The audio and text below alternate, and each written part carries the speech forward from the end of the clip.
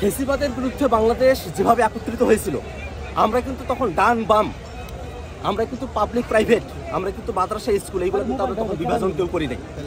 নারী পুরুষ কোনো জায়গায় আমাদের কোনো বিভাজন ছিল না। হিন্দু মুসলমান আমরা সবাই কিন্তু রাজপথে আসছিলাম।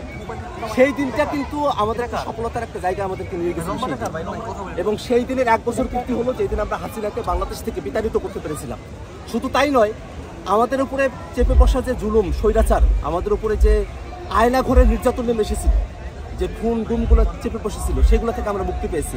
বাংলাদেশের গণতন্ত্রকে গলা টিপে হত্যা করা হয়েছিল। আমরা 24-এর অভ্যুত্থানের মধ্য দিয়ে বাংলাদেশের গণতন্ত্রের পথকে আমরা নতুন করে উন্মুক্ত করেছি। অতএব এই দিনটা আমাদের কাছে এতটা গুরুত্বপূর্ণ।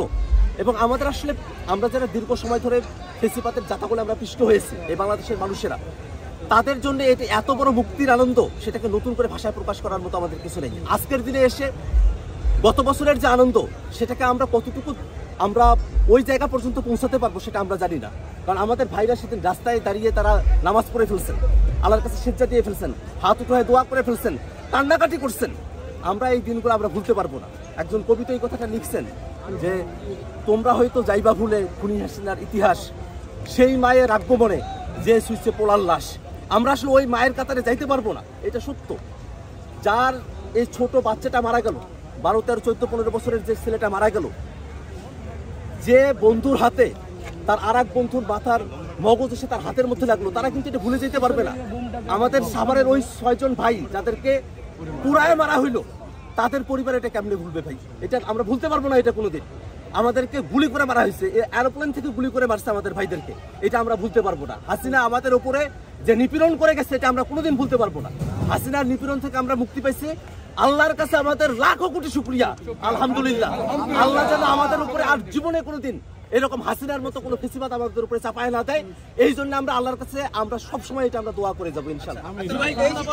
এই মাসে আপনার ফোরার লকআপের মধ্যে ছিলাম, আমাদেরকে কোথাও মুভ করতে দেওয়া হয়নি। যেদিন হাসিনার পতনের খবর আমাদের কাছে পৌঁছালো, আমরা খুব আফসা ভাবে খবরটা পেলাম। আমাদের কাছে কোনো এক্সাক্ট খবর নাই। হঠাৎ করে আমাদের পাশের বিল্ডিং থেকে রব উঠলো, হই হই রই রই খুনি হাসিনা গেলি কই। গোটা জেলখানা ছেয়ে গেছে এই শব্দে, এই স্লোগানে। বন্দিরা সবাই তাদের হাতে যে থালা বাটি আছে সেগুলো বাজাচ্ছে ঢোল তবলার মতো করে, এবং গোটা জেলখানায় ভূমিকম্প নেমে গেছে। হই হই রই রই শেখ হাসিনা গেলি কই। এই আনন্দ আমি জেলখানায় যেটা পেয়েছি, সেটা আবার এখানে পাওয়া সম্ভব না। কারণ আমরা বন্দী ছিলাম, আমরা জানতাম না যে আমরা কবে মুক্তি পাবো। আমাদের গোটা বাংলাদেশ মুক্তি পেয়েছে, আমরা মুক্তি পেয়েছি। আল্লাহর কাছে আমাদের লাখো কোটি শুকরিয়া। এর অতিরিক্ত কিছু বলার নাই। আমরা শুধু এতটুকুই চাই, বাংলাদেশটা দুর্নীতি মুক্ত থাকুক, বাংলাদেশটা ফেসিবাদ মুক্ত থাকুক, বাংলাদেশটা নানা ধরনের সহিংসতা, নানা ধরনের ষড়যন্ত্র মুক্ত থাকুক। বাংলাদেশের স্বাধীনতা, সার্বভৌমত্ব, তার উপরে যেন কোনো শকুনের নজর না পড়তে পারে, এই জন্য আমরা সজাগ দৃষ্টি রাখার জন্য আমরা সকলে বদ্ধপরিকর। আমরা এটাই চাই, বাংলাদেশটা যুগ যুগান্তরে টিকে থাকুক। শুধু বাংলাদেশের মানুষের জন্য না, গোটা দক্ষিণ এশিয়া এবং গোটা বিশ্বের বুকে আমরা যেন একটা অনন্য জাতিতে পরিণত হতে পারি, মানুষের কাছে যেন একটা উদাহরণ হতে পারি। যে উদাহরণ আমরা 24-এর অভ্যুত্থানের মধ্য দিয়ে হয়েছি, যেখানে আমাদের হাতে কোনো অস্ত্র ছিল না। আমাদের ভাইরা অস্ত্র ছাড়া খালি বুক নিয়ে তারা রাস্তায় এসে জীবন দিয়েছেন। জীবন দেওয়ার মধ্য দিয়ে যে বিজয় পাওয়া, সেটা যে গোটা পৃথিবীর বুকে একটা আলাদা উদাহরণ।